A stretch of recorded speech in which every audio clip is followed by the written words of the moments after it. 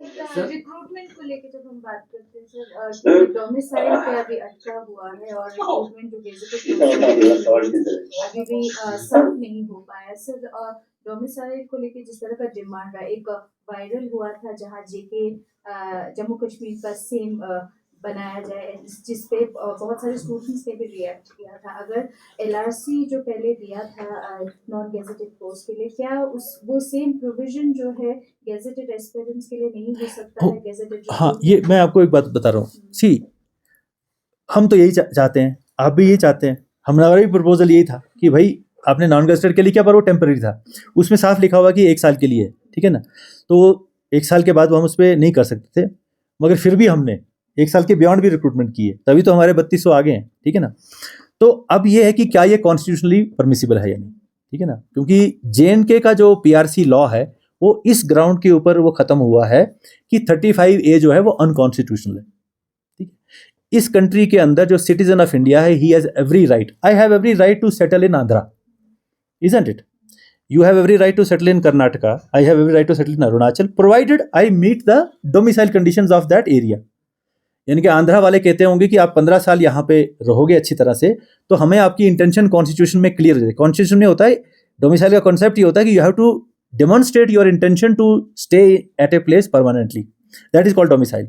तो जब आपने ये कंटेंशन डिक्लेयर कर दी 10 साल रह के किसी जगह के ऊपर, किसी जगह 15 साल है, नॉर्थ ईस्ट में किसी जगह 10 साल है, किसी स्टेट में 20 साल है, पर 20 से ऊपर कहीं नहीं, तो वो एक डेमोन्स्ट्रेट कर दिया, तो आपका कॉन्स्टिट्यूशन का रिक्वायरमेंट पूरा हो गया, which says that the citizen of Republic of India has right to settle anywhere in the country, ठीक है। अब ये नहीं कि मैं इमीडिएटली जाके वहां पे नौकरी मिलेगी मुझे, नहीं, I have to become the domicile of that. So this is constitution.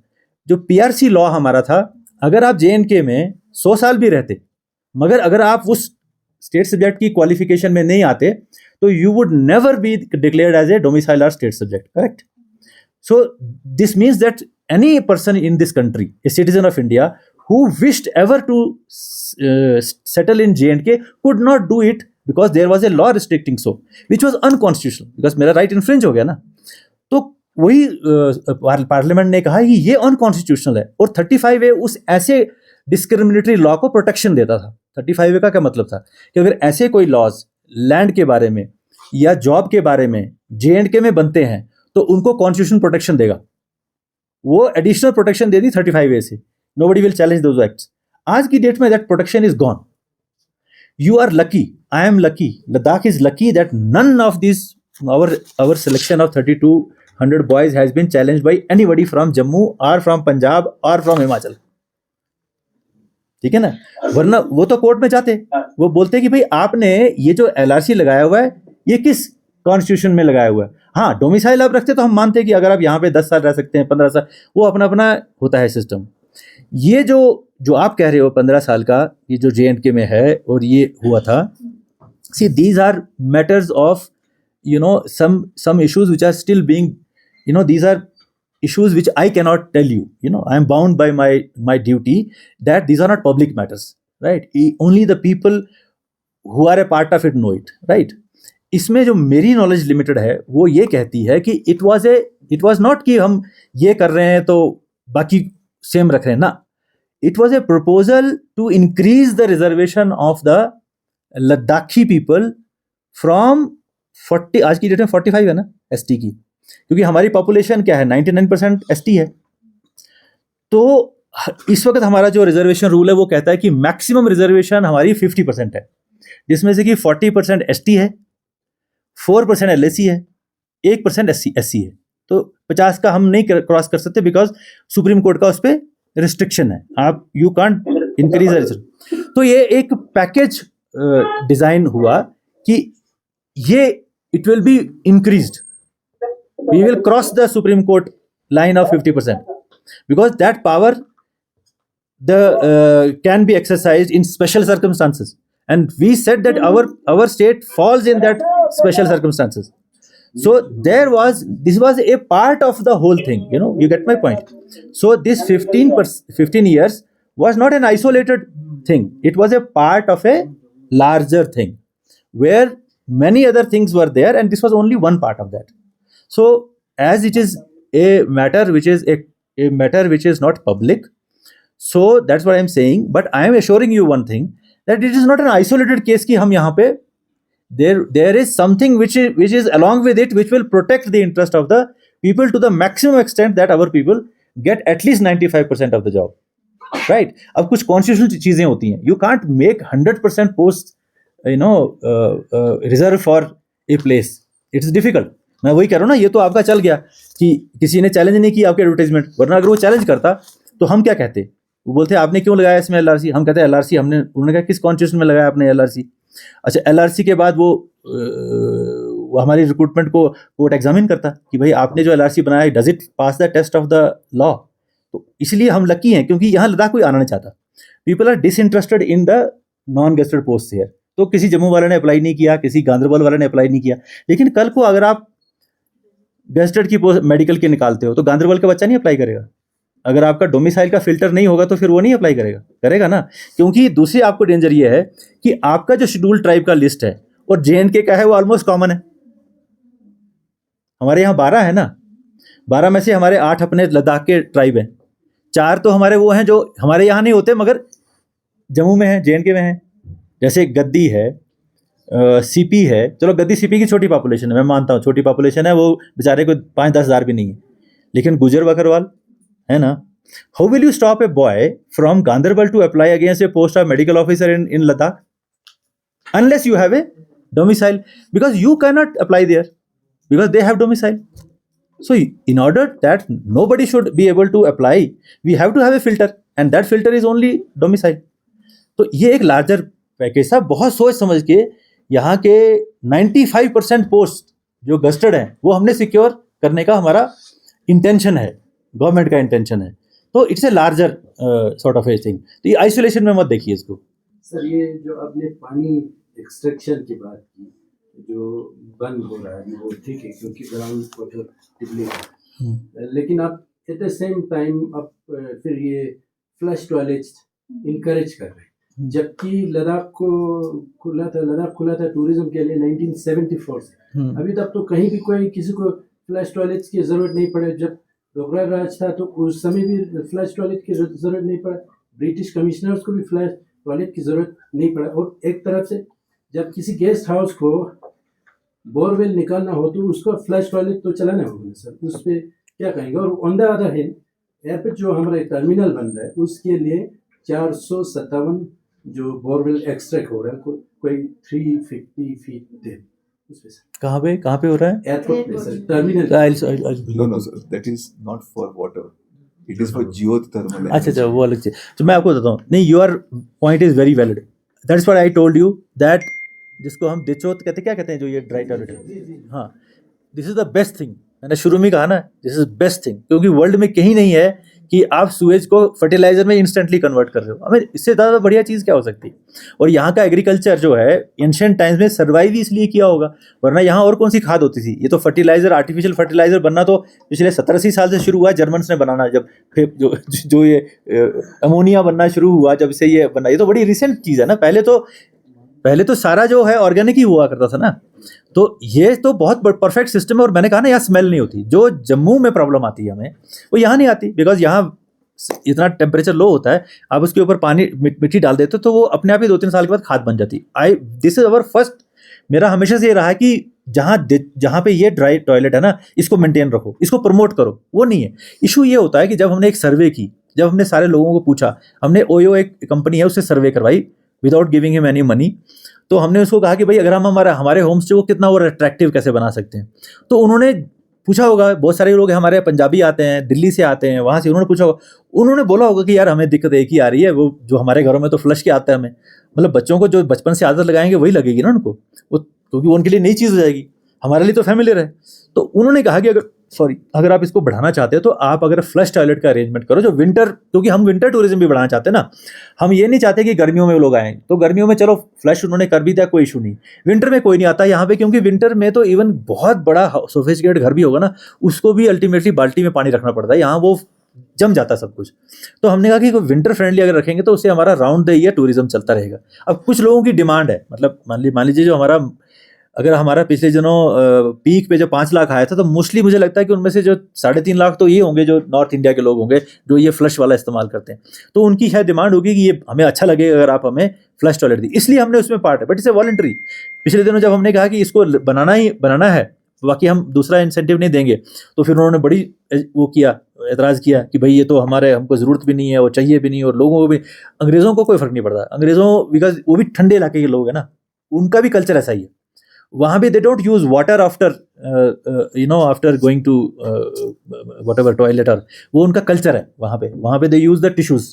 तो टिश्यू चाहे यूज़ करो, चाहे आप कोई और छोटी सी चीज़ यूज़ करो, कल्चर कॉमन है, because they also belong to the same area, Arctic area से आते हैं, सेमी आर्कटिक से, जहाँ पे ठंड होती है, तो वो कंफर्टेबल है। यूरोपियन को तो चाहिए ही नहीं, वो तो फ्लश इस्तेमाल करता ही नहीं, वो कोई इशू नहीं है। फॉरेनर से हमें कोई दिक्कत नहीं, मगर हमारी फॉरेनर की जो टूरिस्ट की परसेंटेज है वो है कितनी? 5 लाख में से 35,000 होंगे, वो 40,000 होंगे वो। लेकिन जो हमारा बल्क टूरिस्ट आता है ना, उसकी ये डिमांड होती है। फिर भी हम ये कहते हैं कि अगर देखो, हर घर में एक ड्राई टॉयलेट तो होना ही होना है। ये तो होगा नहीं कि वो ड्राई टॉयलेट बंद कर देंगे, क्योंकि वो एक तो उनको फर्टिलाइजर का लॉस होगा, दूसरा वो उनको सूट नहीं करता है, ठीक है ना, यहाँ के लोगों को नहीं सूट करता है। तो ड्राई तो होना ही होना है हर घर में। पर हम कह रहे हैं कि अगर फ्लश का भी अगर आप एंगेजमेंट करते हैं, तो टूरिस्ट जो बाहर से, पंजाब से आ रहा है या कहीं और से आ रहा है, वो कंफर्टेबल फील करता है। और जो आप कह रहे हो कि फ्लश, तो आजकल तो पानी को कंजर्व करने के लिए फ्लश के भी बड़े किस्म आई हैं, जो कि सिर्फ आधा लीटर, कोई लीटर, इस तरह का भी सिस्टम बना हुआ है। तो वो उतना कोई बड़ा इशू नहीं है। जिस घर में अगर पीने के लिए पानी, देखिए हम पीएचई वाले देते हैं गांव में 55 लीटर पर पर्सन, ठीक है। एक घर में 5 बंदे तो होंगे या 4 होंगे, 5 रख लो, तो 250 लीटर पानी आ गया। तो 250 लीटर तो कोई पीता नहीं ना है, किचन में भी इतना इस्तेमाल नहीं होता है। इससे इस्तेमाल होता है कितना, अल्टीमेटली सारे मिला के पानी वानी खर्चा मिला के तो हो जाता होगा 250 में से 50 लीटर खर्च, 200 लीटर फ्री बचता है। कितने फ्लश कर लोगे आप?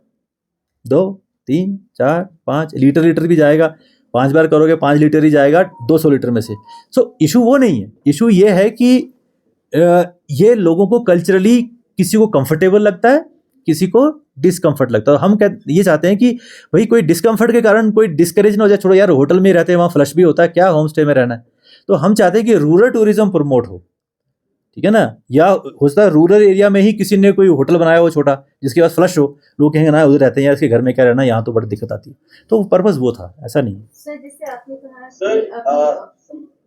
हाँ, ये कारगिल से, हाँ यस, थैंक यू सर। कुछ क्वेश्चंस था मेरा सर, बताइए। जिस तरह से आपने कहा कि लद्दाख के अंदर जो खासकर मेडिकल सेक्टर है उसमें बूस्ट देखने को मिल रहा है और मेडिकल कॉलेज की सैंक्शंस की बात करी, सर करगिल डिस्ट्रिक्ट हॉस्पिटल में इस वक्त काफी इश्यूज देखने को मिल रहा है, जिसमें खासकर जो स्टाफ की अशद कमी देखने को मिल रहा है। गायनेकोलॉजिस्ट की बात करें, फिजिशियन की बात करें, तो इससे पेशेंट्स को काफी दिक्कतों का सामना करना पड़ रहा है। और ओवरऑल हमारे अपडेट के हिसाब से वहां पे जो स्टाफ की कमी है, तो इसके ऊपर कैसे एड्रेस करने की कोशिश करेंगे। और रिसेंटली कई सारे प्रोटेस्ट भी देखा गया है यहाँ की महिलाओं का।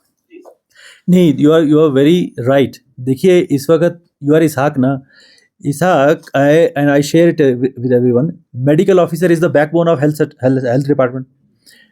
ये तो शुक्र करो भगवान ने हमें एनएचएम दिया हुआ है, तो एनएचएम में हमने किसी भी किस्म का डॉक्टर लगाया, एमबीबीएस भी लगाया है, आयुर्वेद वाला भी लगाया है, होम्योपैथी वाला भी लगाया हुआ है। वो बेचारे सब्स्टिट्यूट बन गए हैं हमारे हेल्थ डिपार्टमेंट के। तो मतलब वो समझ लो, जो हेल्थ डिपार्टमेंट के लिए वो basically there the gap filling के लिए हमने एनएचएम बनाया था कंट्री में, कि जहाँ पे गैप फिलिंग की ज़रूरत है वहाँ पे एनएचएम होगा। लेकिन एनएचएम रेगुलर हेल्थ डिपार्टमेंट तो नहीं ना है। रेगुलर हेल्थ डिपार्टमेंट की बैकबोन है medical officer. Isaac spoke about the consultants, I will come to that also. Medical officer की हमारी 175 पोस्ट हैं, सेंक्शनड हैं लद्दाख के लिए, 125 खाली हैं। तो व्हाट परसेंटेज इज खाली? 72%. And we are not able to do the regular direct recruitment. See, this is the crisis. That's what I say. इस वक्त उन बच्चों की ही जरूरत नहीं है रिक्रूटमेंट की जिन्होंने एमबीबीएस की है। इधर तो डिपार्टमेंट की जरूरत पड़ गई है, डिपार्टमेंट बंद होने वाला हो गया। 175 जिसकी पोस्टें हों और जिसमें से 125 खाली हों, वो डिपार्टमेंट कैसे चल सकता है? ये तो भगवान का शुक्र है कि एनएचएम है, वो चलो कहीं बेचारे, but they are just substitute, they are not regular department. आप टीचर्स की बात करो, 350 के करीब या कितने एग्जैक्ट फिगर नहीं, हमारे लेक्चरार्स हैं, 120 खाली, 250 या 300 के करीब है फिगर एग्जैक्टली, मैं आपको डिपार्टमेंट से लेके देता हूँ। 120 लेक्चरार नहीं है। कैसे चल रहे हैं हमारे हाई स्कूल, कैसे चल रही है हमारे हाई सेकेंडरियाँ, कैसे चल रही हैं? मतलब मुझे तो कोई समझ में नहीं आ रहा कि मतलब वहाँ तो एनएचएम भी नहीं, चलो समग्र शिक्षा में कुछ होगा ABCD, but that is just a gap filling. जो आदमी टेम्परेरी है वो उस मेहनत से थोड़े या उससे आप इतनी कमिटमेंट थोड़े ले सकते हो। तो इसीलिए regular recruitment of gazetted post has become necessity both of the youth as well of the UT administration. जब से ये 3200 बंदे लगे ना, मैं इतना कंफर्टेबल हूं, क्योंकि अब मुझे कोई कमी नहीं है नॉन गस्टेड की, हर जगह बच्चे भरे हुए हैं, कोई इशू नहीं। अब उनको ट्रेन करना है, वो आस्ते आस्ते पिकअप कर रहे हैं। नए लड़के हैं, किसी को अभी कोई लीगल असिस्टेंट लगा था, उसको भी तो 1 साल लगेगा सीखने में, कैसे किताब, कैसे ऑर्डर बनाना है, कैसे वो काम करना है। मगर बंदे तो हैं हमारे पास जितने भी हमारे अकाउंट्स असिस्टेंट है, सारी पोस्टें भर गई, 70 80 90 आ गए, फर्स्ट क्लास अपनी ट्रेनिंग कर रहे हैं, ट्रेनिंग करके आएंगे, काम करेंगे। उसी तरह प्लानिंग असिस्टेंट, मतलब नॉन गस्टेड में हम कंफर्टेबल हो गए, पूरे कंफर्टेबल हो गए, कोई दिक्कत नहीं ना पब्लिक। गस्टेड में तो वी आर, हर साल बंदे रिटायर तो हो रहे हैं। आज की डेट में हमको डायरेक्टर नहीं मिलता है हेल्थ सर्विसेज का। ये तो जिसको हमने लगाया ना, तो जबरदस्ती का लगाया उसको हमने, वो तो कहता है मैंने बनना ही नहीं है, वो लिख के दे दी। मैंने कहा बनना नहीं तूने तो किसको बनाना मैंने कहा जबरदस्ती, मैंने कहा नौकरी छोड़ दो। बेचारा जबरदस्ती का हमने डायरेक्टर बना के, वो है ही नहीं अफसर। कल को मैं सोच रहा हूँ वो रिटायर हो जाएगा, वो किसको बनाएंगे। MD NHM का चार्ज हमने दे के रखा है एक IAS ऑफिसर को, जो कि 2006 बैच का है। So it has become a necessity. Direct recruitment or filling the gazetted post has become necessity of UT administration. वो लोग कहते हैं जी यूथ, मैंने कहा यूथ तो है ही है, यूथ को तो जो बच्चा MBBS करके बैठा वो तो बेचारा परेशान है ही है, लेकिन हमारी अपनी जरूरत भी, हमारे डिपार्टमेंट खाली हो रहे हैं। तो इसलिए ये बात जो आप कह रहे हो ना कि अब कैसे डील करें, शुक्र करो कंसल्टेंट में हम कंफर्टेबल हैं। कंसल्टेंट में इसहाक अवर वैकेंसी इज अराउंड 32%, नॉट 72%। तो लद्दाख में उस वहाँ पर क्या इशू हुआ था कि जो हमने लोग प्रमोट किए कुछ, अगर आप उससे लिंक कर रहे हो, तो उसमें क्या हुआ कि लद्दाख से हमने 2 बंदे रेगुलर पोस्ट रिक्रूट किए, सीनियर कंसल्टेंट। अब वो लेह के रहने वाले हैं, वो करगिल जाना नहीं चाहते। फिर जो करगिल में हमने आर्थो का था या आई का डॉक्टर था, वो वहाँ किया था, वो आया नहीं, ठीक है ना। तो हम भी फोर्स नहीं करते, क्योंकि अब करगिल का है वो, यहाँ अगर यहाँ काम चल रहा है हमारा, क्यों हम करगिल को जबरदस्ती यहाँ लाएंगे। तो उसको भी हमने नहीं लाया। ये तो 2 ने हमने रिक्रूट किए, सॉरी प्रमोट किए, ये कहने लगे जब वो नहीं आया था तो हम भी नहीं जाएंगे। अब हमने क्या तरीका निकाला इसका कि देखो भाई, जहां तो रेगुलर पोस्ट DPC हुई है वो तो जाना ही पड़ेगा।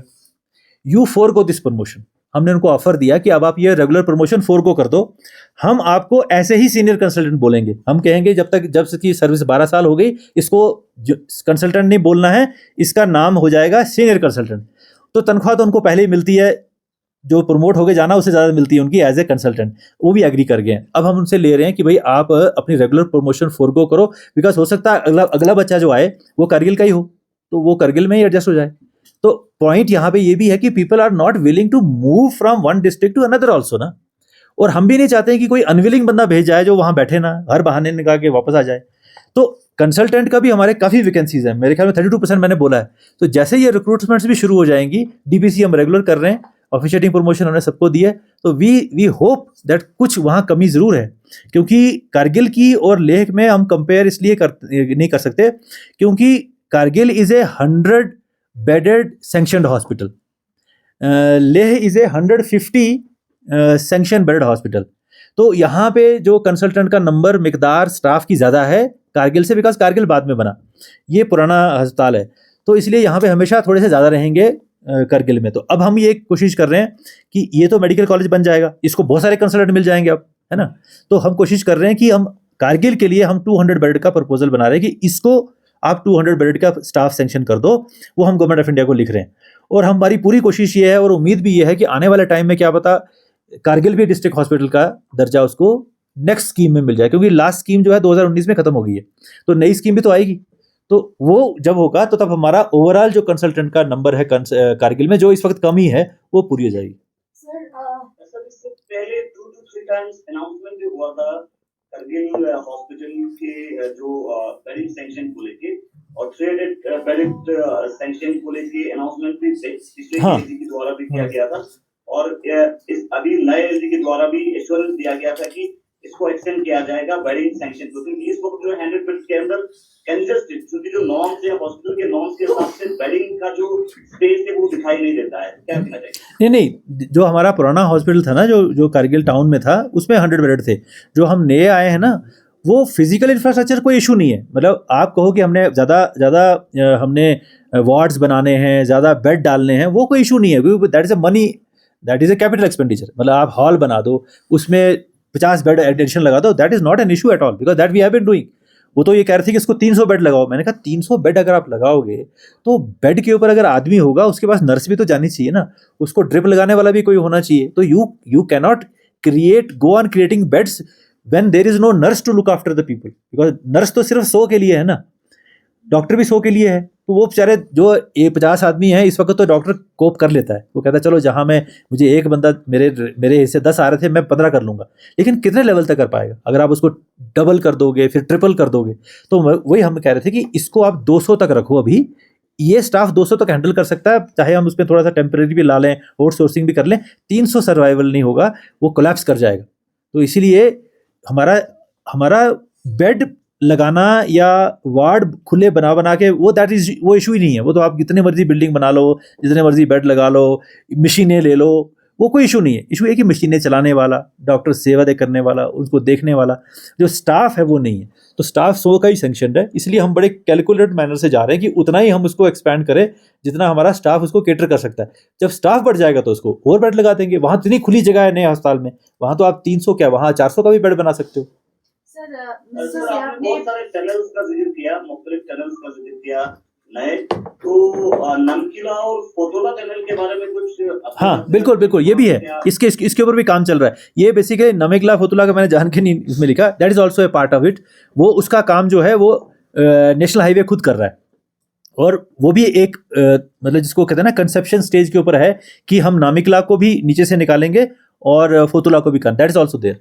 सर्विस सर करके में of weather ice hockey rink का एक जो है इससे पहले काम चल रहा था, उसका क्या स्टेटस? हाँ, आइस हॉकी रिंक जो है कारगिल में हम उसको एक्सपैंड कर रहे हैं, बिकॉज हमारे को ये लगा कि जो अंदर रिंक जो है वो तो ठीक है, लेकिन रिंक में जो बैठने की जगह है, जो लोग बैठते हैं वो थोड़ा कंजेस्टेड है और लोग गिर सकते हैं, रिंग के ऊपर प्रेशर आता है। तो हम उसको वाइड कर रहे हैं, बड़ा बना रहे हैं। दूसरा, कारगिल के बारे में मैं आपको ये बताऊं कि आप लोगों को ने बहुत अच्छा किया, कारगिल वालों ने 500 कनाल ज़मीन जो है वो स्पोर्ट्स के लिए उन्होंने क्या करते हैं उसको आइडेंटिफाई करके दे दी है।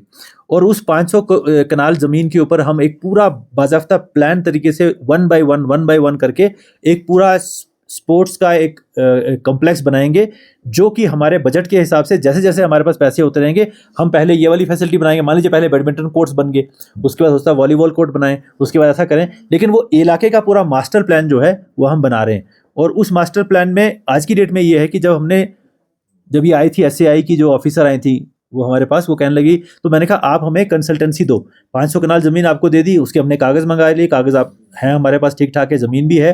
अब हमने कहा कि इस 500 कनाल के ऊपर कहाँ क्या होगा आप हमें बना के बताओ। अब वो SIA वाले कह रहे हैं कि नहीं, इसके लिए आप हमें इतने पैसे कंसल्टेंसी दो। तो हमने कहा भाई कितने पैसे आपको चाहिए बताओ ना कितने, क्योंकि consultancy is a percentage of the project cost. अब वो प्रोजेक्ट कॉस्ट कहते हैं हमें पता नहीं है इस वक्त कितनी है। मैंने कहा फिर आप एक रफ बताओ कि आपको मास्टर प्लान के लिए कितना चाहिए। तो मैं ये कह रहा हूँ कि अगर आप सिविल में भी किसी आदमी को, लोकल लड़का अगर कोई आर्किटेक्ट है, मैं हमेशा से प्रेफर करता हूँ कि लद्दाख के जो local architects, I have found them much better, they think much better, उनका एप्लीकेशन ऑफ माइंड अच्छा होता है, वो चीज़ बनाते हैं, अच्छी बनाते हैं। तो अगर वहाँ पे भी कोई लड़के ऐसे हैं, मैंने सिटी साहब को कहा है, उनको बुलाओ, उनको ज़मीन दिखाओ, उनको बोलो कि आप कंसीव करो। आजकल तो सब कुछ इंटरनेट के ऊपर है, देखो आइडियल स्पोर्ट्स कॉम्प्लेक्स ऐसा होता है, उन्हीं को बोलो कि ये बनाएं। फिर जब एक बार हमें पता लग जाएगा कि हमें यहाँ पे बैडमिंटन हॉल बनाना है, यहाँ बास्केटबॉल कोर्ट बनाना है, यहाँ स्क्वाश कोर्ट बनाना है, या जो भी और गेम्स बनानी है, जब एक बार जगह फिक्स होगी मास्टर प्लान में, फिर उस जगह का क्या DPR होगा वो तो एक अलग चीज़ है, वो हम बना देंगे। इंफ्रास्ट्रक्चर डेवलपमेंट पे आपने बताया, मगर सर्विस प्रोविजन पे आप क्या कहेंगे सर? जैसे रिसेंटली SNM हॉस्पिटल में एक एलिगेशन हुआ था कि न्यू नेटल डेथ का, और फैमिली का एलिगेशन भी आया था सर, उसका एक कमेटी भी फॉर्म किया गया था, इंटरनल और स्टेट कमेटी। फिर अभी इट्स बीन 1 मंथ नाउ, तो उस पर कोई कॉन्क्रीट नहीं आ रहा है। और साथ ही साथ बहुत सारे ऐसे एलिगेशंस आ रहे हैं सर, लोग पे बोल रहे हैं कि हमारे साथ भी ऐसा हुआ है, दो there are no formal complaint, but in social media it is going on sir. आप उस पर क्या कहेंगे sir? You have brought it to my knowledge. Sincerely, I was not aware of that, because I have handled this department in J&K also for pretty 2.5 years, and I have handled this department here. I can guarantee you, the S&M hospital and the Kargil hospital, if you rate them on the district hospital of the country, they are the best. मैं आपको the best कह रहा हूँ. ठीक है, अगर आप कह रहे हैं कोई ऐसा इंसिडेंट हुआ है जहाँ पे कि अगर कोई ऐसा एलिगेशन है तो we will definitely inquire into it. But I can tell you, मेरा एक ऑफिसर, ये हमारे फ्रैंकलिन साहब, ये बीमार हो गए बहुत. इनका एक लंग जो है ना, वो पानी भर गया उसमें, तो ही कुड नॉट ब्रीथ. तो ये कुछ दिन तो घर में ही रहे, फिर वो अस्पताल में चले गए. हॉस्पिटल में मेडिकल आर्मी के डॉक्टर्स आए, वो कहने लगे जनाब बहुत सीरियस मसला है. मैंने कहा our doctors can handle it. 3 days he approved and he is good. So आज की डेट में भी हमारे डॉक्टर्स बहुत डेडिकेटेड हैं. जो भी बंदा बाहर का आता है वो कहता है जनाब आपका जो आज सुबह हमारे जो कैबिनेट रैंक के हैं वाइस चेयरमैन नीति आयोग, वो यहाँ 2 दिन रहे, वो आर्मी हॉस्पिटल में 2 रातें रहे, कुछ दिन हमारे पास रहे, मगर हमारा स्टाफ उनके साथ था. जाते वक्त वो HLG को बोल गए कि I want to express my gratitude towards these angels who have looked after me. जितने भी लोग यहाँ आए, मेरे यहाँ पे प्रमोद जैन जी आए, जो तो उनको भी थोड़ा कुछ प्रॉब्लम होगी, हॉस्पिटल नहीं गए. कहते यार तुम्हारे नर्सेज इतनी अच्छी हैं, तुम्हारा हॉस्पिटल इतना अच्छा है. तो हमारा स्टाफ बहुत डेडिकेटेड है. That can I tell you. अगर कोई ऐसा इंसिडेंट हुआ है आप हमारी नोटिस में लाइए, we will definitely. Sir, sir जैसे रिसेंटली अभी आपने ये जो कोचिंग केस हुआ आपके संज्ञान, तो उस पे क्या कहेंगे सर? क्योंकि काफ़ी पिछले जो बीते हुए सालों में कोचिंग केसेस हुआ, रिसेंटली तो सब कुछ जिस तरह से हमें सुना, सबूत भी मिला, सब कुछ मिला. देखिए मैं आपको एक बात बताता हूँ, लद्दाख का इतना जो एक मतलब यहाँ का कल्चर है ना, वो है कि यहाँ पे everybody is fearless. men I when I say it includes mankind, womankind, whatever humankind, and the wildlife. Everybody is fearless here. जंगलों में इतने झुंड जानवरों के मैंने तो नहीं कहीं देखे, ना दिखते हैं, सिवाय आर्टिफिशियली जब आप किसी कान्हा नेशनल पार्क में जाते हो या कहाँ जाते हो, वहाँ वो हिरनों के झुंड आपको दिखते हैं. यहाँ ट्रू जंगलों में झुंडों के झुंड दिखते हैं आपको, और गाँव के पास होते हैं वो. This means that there is a culture of fearlessness. Animals freely move करते हैं, उनको हंटिंग का डर नहीं होता है. ये एबरेशंस हैं, दीज आर एबरेशंस. मेरे यहाँ के 4.5 साल के स्टे में मैंने सिर्फ 2 कंप्लेंट्स सुनी है. एक मैंने पहले सुनी थी, उसमें ये कन्फ्यूजन था कि क्या वो पुलिस वाला था या क्या वो आर्मी वाला था. वो बड़ा उसका शोर हुआ, मगर उसमें रिकवरी हमें कुछ मिली नहीं, तो रिकवरी के बगैर आप कुछ नहीं कर सकते. फिर दूसरा एक और एलिगेशन हुआ, किसी सिटीज़न ने कहीं कुछ वैसा इंसिडेंट हुआ, उसमें भी मिला कुछ नहीं, तो हम कुछ नहीं कर सकते. We treat it as a false information. This time for the first time when this information we receive that ibex कहते हैं ना उसको, वो आईबेक्स वाज हिट, तो वो रिकवर हो गया. मतलब मतलब क्या, मतलब वो हमें जानवर जख्मी मिल गया जिसके दोनों आगे, जो आगे 4 लेग्स थी, वो दोनों हिट थी, डैमेज थी. एनिमल रिकवर हो गया. एनिमल जब रिकवर हुआ तो कुदरती जो वो जिन लोगों ने वो हंटिंग की थी वो भी आइडेंटिफाई हो गए. Police and wild life at the night everybody moved, they recovered the weapon. It was a licensed weapon. जब रिकवर किया वेपन, फिर उसके घर की तलाशी हुई, वहाँ पे they recovered mutton meat of the some other animals also. No we can not tell because we have sent it to the forensic lab in the Dehradun. अब वही बताएंगे देहरादून वाले कि ये क्या लैम का है या किसी वाइल्ड लाइफ का है. It has been confiscated and sent there. People are in the custody. They are arrested. First they remained with us for wildlife, then we have got the judicial custody from the court. Now we have even been able to recover the bullet. मतलब आप इतने जंगल में bullet ढूंढना कोई आसान काम है? 3 दिन पुलिस वाले लगे रहे और उन्होंने finally they recovered the bullet which was fired. So to my mind, I have said that this is a challenge to whole Ladakh, because here we have a culture of fearlessness of animals. वो हमें किसी भी कीमत पे 1-2 आदमी जो हैं वो उसको ख़राब अगर करना चाहते हैं, वो नहीं हम होने देंगे किसी का. और आई एम टोल्ड दैट, अब मैं बोलना नहीं चाहिए मुझे, मगर they are retired government servants. मतलब कोई आम आदमी करे समझ में आता भी है. Retired government servant is suppose to educated, suppose to know some law. आज की डेट में हिंदुस्तान के अंदर आप किसी जानवर को नहीं मार सकते भाई. कोई वाइल्ड लाइफ को आप किल कर ही नहीं सकते हो. 7 years पनिशमेंट है. 7 years का जेल. This means it's a very heinous crime.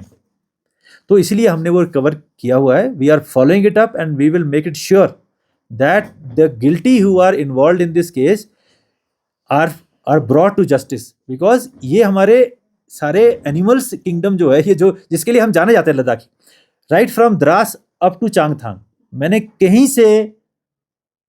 कहीं से मुझे एक आवाज भी नहीं आई या एक मतलब इशारा भी नहीं आया कि भाई ये आदमी जो थे, जिस तरह अदरवाइज होता है ना, कोई आदमी पकड़ा जाता है 100 सिफारिशें आ जाती हैं, जनाब बड़ा इनोसेंट आदमी, किसी की नहीं। मतलब अब 10 दिन होने लगे, 7-8 दिन होने लगे, एक बंदे ने मुझे नहीं फोन किया कि जनाब ये कौन है, क्रिमिनल है, किसी ने, sir nobody is with them, law will take its course, I am telling. Sir there are few things जो सोशल मीडिया पे चल रहा है, जो रैलीज आपने देखे होंगे कांग्रेस पार्टी या बीजेपी के डिबेट्स में भी काफी कुछ चर्चे होते हैं। एक तो सर जिस तरह से हिसाब से आपने अभी रेशियो निकाला, जहाँ ये बताया गया कि लद्दाख में गवर्नमेंट जॉब्स करने वाले ज़्यादा हैं, फिर भी कुछ डिपार्टमेंट्स में अभी भी ये कहा जाता है कि मैन पावर की कमी की वजह से काम नहीं हो पाता है। दूसरा सर, बच्चों को हर वक्त कोई भी एग्जाम होता है, फॉर एग्जांपल अभी SBI का रहा, उनको बाहर जाना पड़ता है, आपको भी पता है कि इट्स बहुत एक्सपेंसिव है ये। तीसरा सर, ये भी कहा गया कि बच्चे जो है प्रेस कॉन्फ्रेंस में या अपने इश्यूज़ को एड्रेस नहीं कर पाते हैं या आप तक नहीं पहुंच पाते होंगे, आया है तो अगर धमकी इस तरह दिए जाते हैं तो हमारे नोटिस में लाए, तो कुछ इन चीज़ों पे हम क्लैरिफाई करेंगे। सर एक और बहुत बड़ी बात उन्होंने ये भी डिस्कशन करते नज़र आए हैं, his holiness the 14th Dalai Lama जब उनका यहाँ विजिट होते हैं, गवर्नमेंट ऑफ इंडिया ने उन्होंने खुद ही जेड सिक्योरिटी दिया है इस बार उनको, पर जब वो लद्दाख आते हैं तो UT से कोई उनको रिसेप्शन नहीं देते। ये कुछ देखिए, मैं आपको ये कह रहा हूँ कि not to talk of human kind, everybody is fearless in Ladakh. So ये तो मेरे लिए आप कह रहे हैं कि लोग डर रहे हैं बोलने में, I can assure you let them be fearless. देखो, fearlessness is the greatest blessing in दुनिया में। फियरलेसनेस के लिए तो मतलब फ्रीडम के लिए तो दुनिया लड़ती है ना, तो किसको ये मनाही है कि वो अपनी बात जो है जेन्युइन ना कहे। You my behalf, on behalf of, I can talk on behalf of the HLG, as far as this I can talk on behalf of my team. Let everybody be fearless. They can say anything. They can go anywhere. They can criticize anything. I assure you, not. I would rather be happy people if they, because जब आप कोई बात करेंगे ना, हो सकता है वो गलत हो, जब आप करेंगे ही नहीं तो आप गलत को सच मानेंगे ना। फिर आपने बोल दी कोई बात, आपने बोल दी कि जनाब यहाँ तो जहाज उड़ रहे हैं, फिर अगर आप बोलते ही नहीं तो आप दिल में रखते हैं ना कि जहाज उड़ रहे हैं यहाँ पे, फिर जब आपको सच्चाई का पता लगा तो आपको कम से कम इतना तो इल्म हुआ कि नहीं, जहाज नहीं उड़ रहे, पतंगे ही उड़ रही। मतलब see, unless you express, it may be false, it may be wrong, if you have not expressed your mind, only then you somebody will say that no, sorry sir, this is not correct, then you will come to know that I was partly correct, I was partly incorrect. So everybody has every freedom. This country assures you only one thing, freedom of speech. So I don't think anybody should have that problem. And if anybody can tell me, I am declaring you, I am the head of the administration here, and I am the Home Secretary also. If anybody tells you somebody is threatening you, tell me. Then I will show him what the law is. He will face the consequences for actually intimidating a lawful citizen. ऐसा थोड़ी है, बिल्कुल नहीं। Fearless होना चाहिए, बच्चों को तो फेयरलेस होना चाहिए। हमारी तो सबसे बड़ी इस नेशन की स्ट्रेंथ ही हमारी फेयरलेसनेस है, फ्रीडम ऑफ स्पीच है।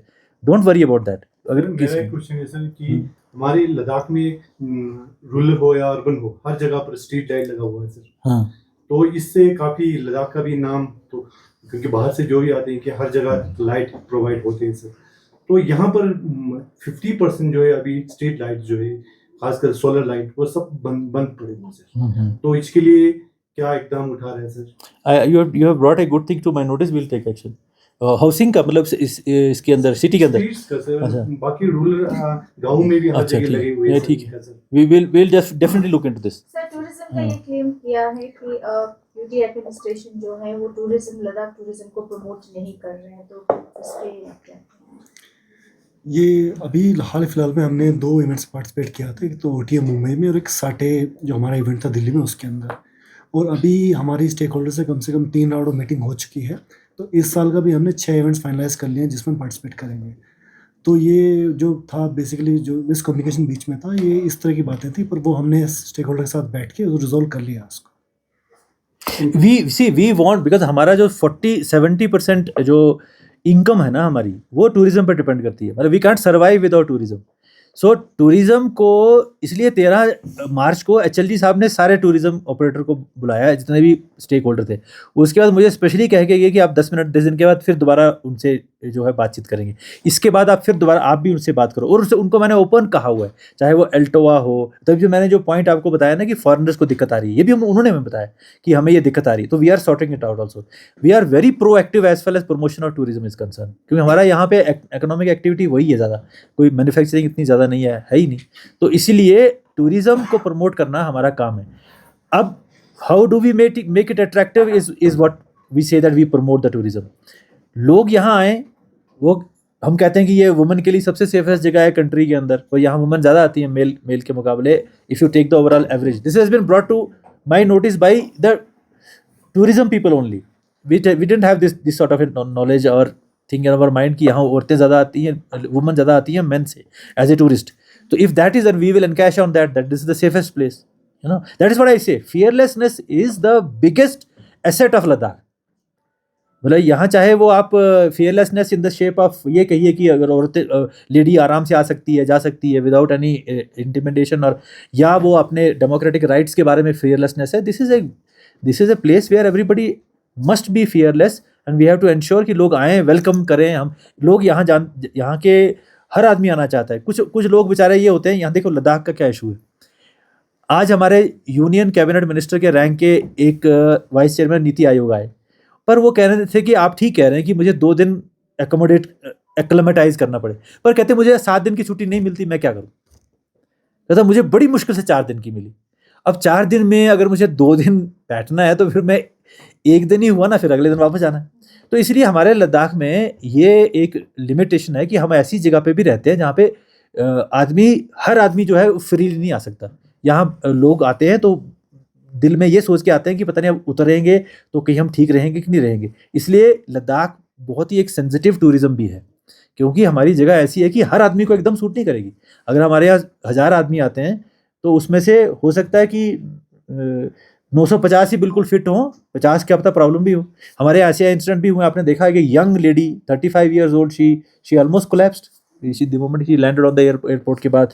2 दिन के बाद शी कोलैप्स्ड, बिकॉज यहाँ कोई इतना टेम्परेचर अल्टीट्यूड हाई होने के कारण, ऑक्सीजन की कमी होने के कारण पीपल जो है they have to at least stay here for 2 days only in Leh to acclimatize. तो इसलिए आने वाले दिनों में क्या एग्जाम सेंटर्स हम देख सकते हैं, क्योंकि ताकि बाहर बच्चों को इस समय जो है बाहर ना जाना पड़े। और दूसरा सर एक और सवाल करूँगी, लद्दाख में इस टाइम ड्रग्स के बहुत इश्यूज हैं। आप देख सकते हैं स्कूल के छोटे छोटे बच्चे जो है वो कहीं पार्क में होते हैं या कोई आइसोलेटेड जगह पे होते हैं। ड्रग्स का काफ़ी कुछ, और हेरोइन भी जो है अभी लद्दाख में बरामद किया है, तो उस पर किस तरह से यूटी एडमिनिस्ट्रेशन काम कर रही है? देखिए, this is I think I wish that DGP would have been here, but मैं आपको एक बात साफ बताता हूँ कि this is really a challenge, because Ladakh जो है पहले हम सोचते थे कि ऐसा यहाँ नहीं है, मगर नहीं, we are vulnerable because we have some route people coming from the valley side also, and we also fall on the route which comes from the Himachal side also. So in Himachal also there are certain spots where these things are happening. So naturally जब movement होगा तो हम अछूते नहीं रह सकते हैं। तो जाहिर बात है इसमें हमने तो, अब प्रिवेंशन क्या है कि ये तो बहुत एक कॉम्प्लिकेटेड सब्जेक्ट है, लेकिन अवेलेबिलिटी ऑफ ड्रग्स जो है उसके ऊपर हमारा काफ़ी स्ट्रिक्ट जो है वो है। अब हेरोइन कोई अगर आई है, देखते हैं कहाँ से आई है, बिकॉज ये बड़ा स्ट्रिक्ट सिस्टम है। होम मिनिस्टर साहब ने तो सबसे जो उनका मेन हमको ये इंस्ट्रक्शन हमेशा रहता है कि ड्रग्स से हमारी कुछ स्टेट्स ही तबाह हो गई हैं, तो ड्रग्स जो हैं वो यूथ को इनकेपेसिटेट करती हैं, और हो सकता है कि ये एक स्ट्रेटजिक मूव भी हो किसी का, आपके यूथ को ख़राब करना। तो इसलिए we are very sensitive to this. तो वहाँ से जो भी ये जो रूट है इसके ऊपर एक्स्ट्रा विजिलेंस जो हो, जो लोग यहाँ पे आएँ, यहाँ अंदर भी विजिलेंस हो, शहर के अंदर भी कोई ऐसा चीज़ ना हो। तो I think we are very sensitive about it. अब उसमें क्या स्पेसिफिक हमने एक्शन लिए हुए हैं दैट DGP साहब would have told you, but as far as a general thing is concern that it is a challenge and we are aware of it. हमने तो अभी ये भी बना दिया था, यहाँ पे drug de addiction centre Leh में बन गया है, कारगिल में भी हम उसको मतलब वहाँ भी शुरू करने की कोशिश कर रहे हैं। तो वो तो चलो वो तो हो गया ना, जब नुकसान हो गया उसके बाद की बात है। तो रिहेबिलिटेशन की बात है, लेकिन नुकसान हो ही क्यों अगर अवेलेबिलिटी। इसलिए यूथ का भी जो आप कह रहे हैं ना कि यूथ सर्विसेज में भी आइस रिंक बनाना, स्पोर्ट्स फैसिलिटी क्रिएट करना, स्टेडियम बनाना, हर गांव में कोशिश करना कि एक आइस रिंक हो जाए, एक क्रिकेट ग्राउंड हो जाए, एक फुटबॉल ग्राउंड हो जाए, ताकि बच्चे जो हैं वो थोड़ा सा इस तरफ चले जाएं। वैसे तो ये छोटी लेवल के ऊपर अगर अब मैं कहूँ तो हमारे यहाँ एक यहाँ पे एक चीज़ बिकती थी कुछ दिनों पहले, चुस्की या क्या नाम था उसका, there was some sort of a pouch, lip cool lip, so cool lip था, तो आई होप इट इज बंद now. But sir, we find them many in the football ground. So thanks for the input. No, we will go after that also because वो cool leaf हमने ban करवाया था DC साहब से, तो we will again concentrate ourselves on focus on that. Sir मेरा पानी के ऊपर सवाल है सर, ये जल जीवन मिशन के ऊपर एक अपडेट चाहिए सर, क्योंकि ये जो रूरल में बहुत सारे रूरल एरिया में ये फील्ड प्रोजेक्ट दिख रहा है सर, ये नहीं चल रहा है। साथ ही साथ ये अर्बन एरिया में आप देखो जो स्कारा एरिया है, वहाँ पे ड्रिंकिंग वाटर का काफ़ी इश्यूज है sir.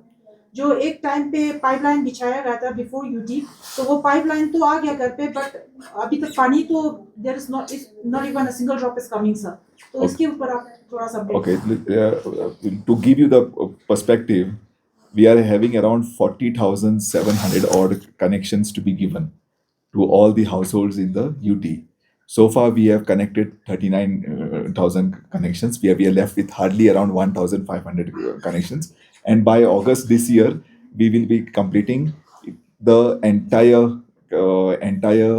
connections to the households.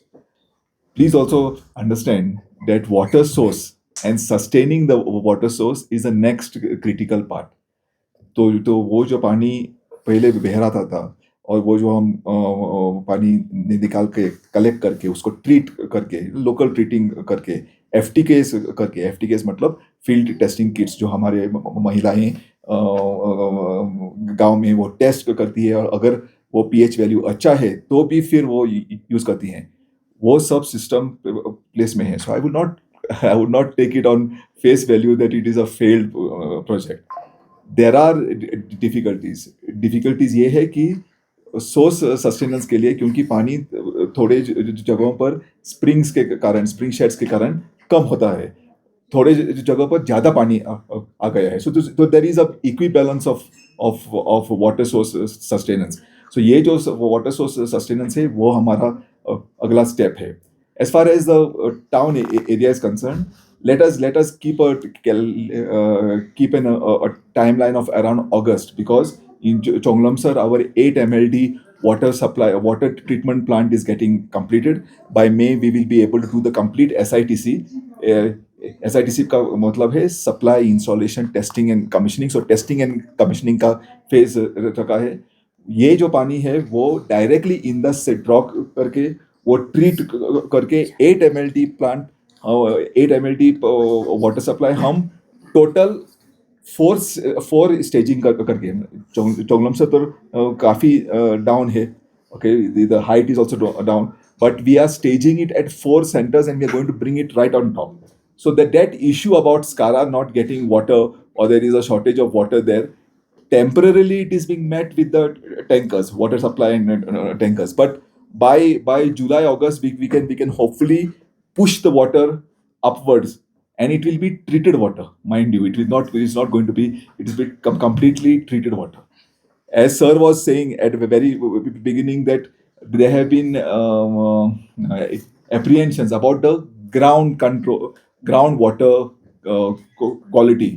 Yes, there has been cases sporadically noticed where heavy metals have been identified. But please understand that these heavy metals have been identified not because of anthropogenic activity. It is geogenic. मतलब वो ground में है ही. Okay, it is not because of human activity. And yes, at some places when tourism activity is going to increase and there is going to be activity here, okay, there is going to be a little bit of biological activity also. So that also is going to be. But let us assure that गांव में जो JJM चल रहा है वहाँ FTK करके महिलाएं, हमारी महिलाएं, घर की महिलाएं, वो टेस्ट करती है उसमें ये pH करेक्ट है, बायोलॉजिकल कंटेमिनेशन है या नहीं, फिर वो वाटर यूज करती है. Similarly in the town also, in late town also, you will find that you will get treated water completely to source. As far as the question about the testing centers for the youth are concerned, the National Testing Agency NTA की जो exams होती है, NEET कह दो या JEE कह दो या नेट एग्जाम्स कह दो, all those centers of NTA are there in Kargil, are there in Leh. Please understand, जो exams, like for example LIC की exam हो या bank की exams हो, we cannot force them to have their center here, but yet sir has taken up this matter with the Home Ministry कि एक center at least Leh में बनने के, but it is a whole system, because then those exams are sometimes online, and sometimes you have to get the paper on time. The paper travels to the question paper travels within 12 hours. लेकिन यहाँ 12 hours में अगर in the evening there is no flight, so we have to see this also. So there are issues as far as these exams are concerned. Sir, one more question. Since the rest of the places and part of places, they have Jal Jeevan as a provision, but in Leh city, it has been said that there would be this Amrut scheme wherein you will get the water supply. But like since we talk about Gangles, Bomba and the city area, still we do not have any water supply, just the PHE line, and that is the one big reason why people are going for boring ground extraction water. So just wanted to know, is this going to start this year? Second, so since you're also part of the highways and all, so it has been said that the funds of UT goes to BRO. Is it true? If not, why are people talking about it? Okay, I'll take the infrastructure part first. Funds of the UT are going to BRO is not a this. BRO is like a contractor to us. Please understand, BRO is a contractor of is a contracting agency, is like a special purpose vehicle of the Ministry of Defense. So जो roads Ministry of Defense अपने strategic कारणों के लिए बनाना चाहते हैं, वो अपनी तरफ से, क्योंकि उनको सर्टन स्पेसिफिकेशंस चाहिए, उनकी रोड विथ इतना ही चाहिए, it should be capable, they should have certain slopes where the armed vehicles and military vehicles can take a particular, so उनके जो, so it is an agency. When the UT started in 2019, we had so much of projects to be handled. So हमने थोड़े काम BRO को दिए, थोड़े काम CPWD को दिए, थोड़े काम NHTCL को दिए, NHI को दिए, and our own PWD is doing it. So it is a work in progress. Over time, with recruitments taking place, with all this taking place, हमारी कैपेसिटी भी बढ़ गई है. Our PWD is fully equipped to tackle even the best and the highest projects. So as far as funds are concerned to the BRO, I would be saying hardly around total around 600 CR. But if you see the works which we are doing through CRIF, okay, जो last year CRIF ने 1,301 crore rupees के projects 22 road और 8 bridges दिए हैं, वो सारे हम हमारी तरफ से कर रहे हैं. This year, that is for the financial year 24-25, we expect another 1,002 crore rupees का प्रोजेक्ट्स, उसमें एक 12 रोड और 2 ब्रिजेस होंगे, वो भी हमारी तरफ से होंगे. So it is like, it's not to say that it is resource sharing, but it is being done for the benefit and larger connectivity. इसमें जैसे I'll just add to Michael. See, the point is, I'll just name a few roads. Like it's a road which is the widening of the Batalik Khalsi road, which I said that Batalik road is very important for us. This is with BRO. Then I will talk of a road called Chushul Dungti Phukche Demchok road. Again, it's very important road, right from Chushul up to Demchok. Then there is a road of Khalsar, that was I said Khalsar, Agyam, Shok Road. It's again with the BRO. Then there is a road from Kargil, Dungil, Batalik Road. Again it's with the BRO. Then the Tangse, Pangong, Lungkung Road, which has been, you must, if you have traveled recently to Pangong, see the beautiful road which has come from Tangse to. Earlier 2 years ago it was in a very bad shape. See, these roads are defense roads which belong to the BR, correct? Even if I want to give it to Axion, he cannot operate there because it is the road of the BRO. They will not give you a right of way to construct on their road. So it becomes absolutely essential for us to hand over the work only to them. That is the only reason. Otherwise, wherever it is a greenfield project, we always give it to the our own people.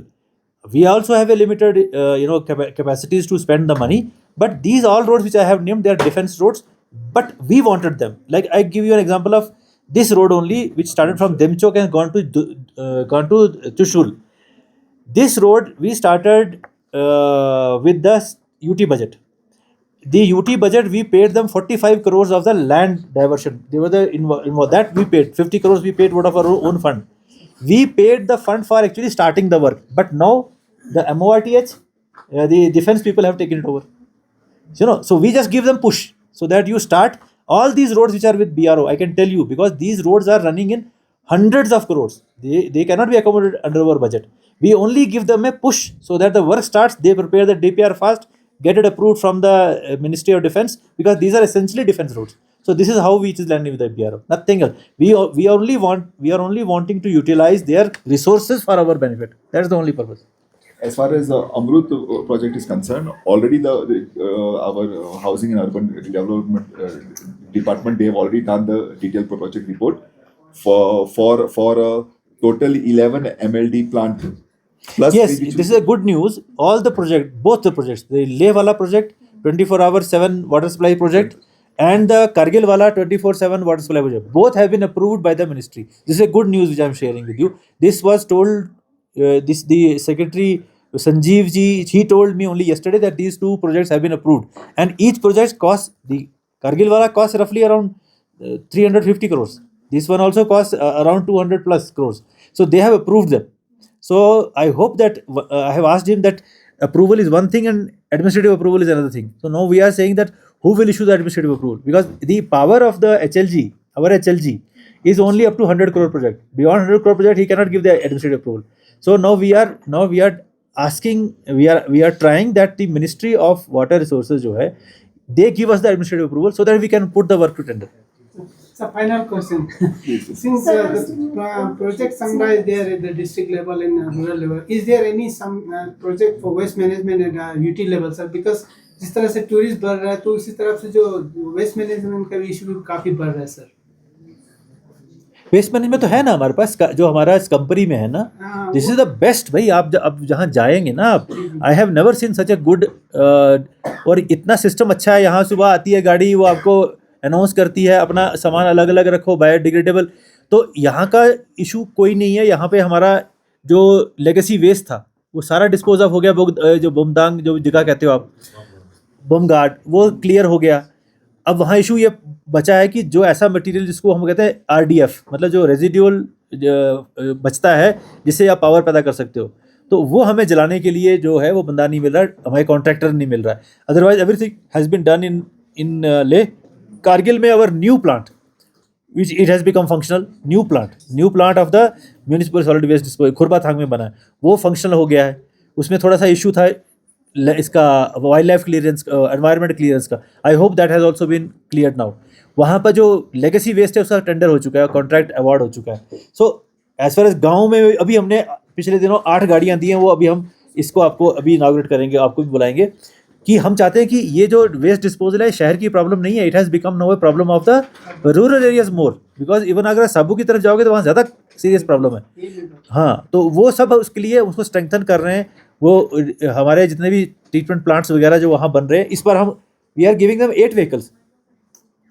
आप sir, मेरा ये question कि आगे भी बनने के बाद women safety जैसे इंफ्रास्ट्रक्चर हो या उस पर बहुत सारे एक्सपेंडिचर हो रहा है, पर जब वुमेन की बात आती है तो वुमेन सेक्टर पे मैंने इतना ये एक्सपेंडिचर नहीं देखा है। जहाँ से आप मान लो ट्रांसपोर्ट और पब्लिक ट्रांसपोर्ट, वहाँ पे जब वुमेन की सेफ्टी की बात आती है तो वहाँ पे इतना मुझे हमें दिखाई नहीं दे रहा है वहाँ पे एक्सपेंडिचर वुमेन सेफ्टी को लेकर। और मेरा दूसरा सवाल रहेगा सर, जिस तरह से लद्दाख के फ्रेजाइल इकोसिस्टम को देखते हो, जिस तरह से इश्यूज आ रहे हैं, चाहे पानी का क्राइसिस हो या बहुत सारे इशूज हो, तो मतलब आप जिस तरह से डेवलपमेंट ये इनिशिएटिव्स लेते हैं, इस तरह से एक मैकेनिज्म है कि लद्दाख के फ्रेजाइल इकोसिस्टम को साथ देखते हुए जो डेवलपमेंट एक्टिविटीज़ होते हैं उनको आप किस तरह से देखते हैं? ये सबसे ज़्यादा इम्पोर्टेंट है। Second question first, the point is, ये हमारा जो लद्दाख है ना, ये इकोलॉजिकली बहुत फ्रेजाइल है। मतलब यहाँ अगर 4 दिन बड़ी धूप हो जाए तो फ्लडिंग आ जाती है। It's very ecologically very very fragile. इसलिए यहाँ पे कोई भी जो हम काम करते हैं वो हम एनवायरमेंटल इम्पैक्ट रख के ध्यान में रख के करते हैं। हमारे यहाँ पे बहुत कम स्टेट्स हैं जहाँ पे स्टेट एनवायरमेंटल इम्पैक्ट एजेंसी अपनी है। अभी हमारी यहाँ पे स्टेट एनवायरमेंटल इम्पैक्ट एजेंसी अपनी हमारी कॉन्स्टिट्यूट हुई है। मिस्टर टकपा साहब हैं, उनके चेयरमैन बने हैं, वो भी काम करना शुरू कर देगी। और जो बड़े प्रोजेक्ट्स जो होंगे उनका पूरा एनवायरमेंटल इम्पैक्ट का स्टडी होगा। अगर एनवायरनमेंट पे इम्पैक्ट कर रहे हैं तो वो हम काम जो है उसको वो टेक्नोलॉजी से करेंगे, चाहे एक्सपेंसिव भी हो मगर एनवायरमेंट के लिए ठीक हो। इस पे सबसे बड़ी बात आती है consumption of diesel and consumption of the thermal power. Because हमारी पावर जनरली हमारी कंट्री में, आप चाहे वो तारों से लें चाहे जहाँ से भी लें, इसका प्रोडक्शन जो है वो I think almost 60% is thermal. So जो हम यहाँ पे मान लो अगर हम 100 यूनिट खर्च कर रहे हैं, हम तो सोच रहे होंगे कि बिजली हम लाइनों से ला रहे हैं, मगर कहीं ना कहीं तो थर्मल प्लांट चल रहा है। 60% ऑफ हमारी पावर जो हम कंज्यूम कर रहे हैं वो तो थर्मल ओरिजिन है, जो अगेन विच इज़ एनवायरमेंटल, चाहे वो एनवायरमेंट का असर वहाँ हो। लेकिन वर्ल्ड छोटा है, वर्ल्ड प्लैनेट एक है, तो जो पोल्यूशन प्लेन्स में जनरेट होती है वर्ल्ड में कहीं और जनरेट होती है, उसका इफेक्ट लद्दाख के ऊपर पड़ता है। ये तो आपको पता है, हमारे ग्लेशियर रिसीड हो जाते हैं, एनवायरमेंट टेम्परेचर ओवरऑल बढ़ता है। इसलिए सबसे बड़ा टास्क हमें दिया गया है कि आप यहाँ पे सोलर एनर्जी को प्रमोट करो। तो मैं आपके माध्यम से ये कहना चाहूँगा, लद्दाख को अगर इकोलॉजी बचानी है तो सोलर एनर्जी का जितना हम इस्तेमाल करेंगे उतनी हमारी इकोलॉजी बचेगी। क्योंकि ये जो अब ऐसी टेक्नोलॉजी आ गई है कि दिन को आप पावर जनरेट कर सकते हैं, रात को स्टोर भी कर सकते हैं, या दिन को जब आप जनरेट करते हैं उसको शेयर भी कर सकते हैं। ये ज़रूरी नहीं है। अभी हमारा जो प्राइम मिनिस्टर स्वरोजगार मुफ्त बिजली योजना है, अब बहुत सारे हमारे यूनिट यहाँ लग गए हैं लेह के अंदर।